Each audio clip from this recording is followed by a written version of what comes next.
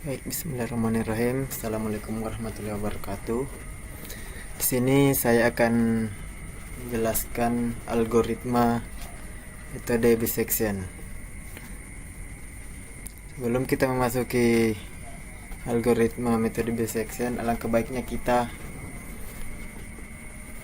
mengetahui apa sebenarnya metode bisection tersebut. Jadi, metode bisection yaitu algoritma pencarian akar pada persamaan non-linear pada sebuah interval. Interval tersebut membagi dua bagian, lalu memilih dari dua bagian ini dipilih mana yang mengandung akar dan bagian yang tidak mengandung akar tersebut akan dibuang. Hal ini akan dilakukan secara terus-menerus berulang-ulang hingga diperoleh akar persamaan atau yang mendekati akar persamaan tersebut.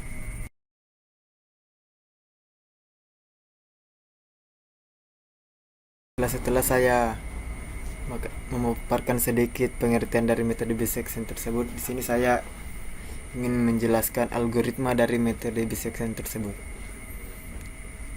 Flowchart yang pertama yaitu di sini saya memasukkan fungsi fx yang ingin dicari akarnya. Di sini pada fungsi ini biasa kita sudah diberikan suatu fungsi dalam soal.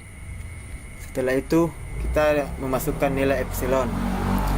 Besarnya nilai epsilon tergantung pada ketelitian yang diinginkan. Semakin kecil epsilonnya, maka semakin akurat yang diperoleh. Setelah itu kita memasukkan nilai A dan B. Nilai A di sini biasa kita sebut sebagai batas bawah dan nilai B di sini kita sebut batas atas. Syarat agar kita bisa mendapatkan akar dari suatu fungsi tersebut, jika fungsi A dikali fungsi B harus lebih kecil dari 0. Jika fungsi A dikali fungsi B lebih besar dari 0, maka akar dari fungsi fx yang kita masukkan tadi tidak berada pada range antara batas bawah dan batas atas. Makanya jika fungsi A dikali fungsi B lebih besar dari 0, maka kita kembali ke memasukkan nilai A dan B yang baru. Jika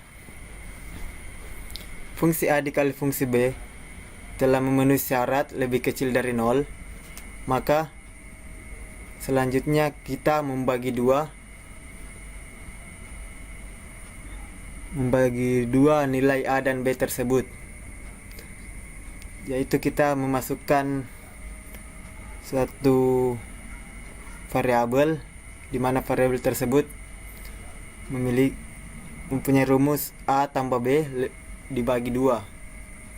Setelah itu jika kita mengurangkan B dikurang A lebih kecil atau sama dengan dari epsilon yang ditentukan tadi, maka C sama dengan akar persamaan kuadrat yang kita cari. Namun jika tidak, maka kita mengalihkan fungsi A dikali fungsi C. Jadi di sini jika fungsi A dikali fungsi C lebih kecil dari 0, maka B yang kita input tadi sama dengan hasil dari C. Namun jika fungsi A dikali fungsi C lebih besar daripada 0, maka nilai A sama dengan nilai C. Setelah itu kita kembali ke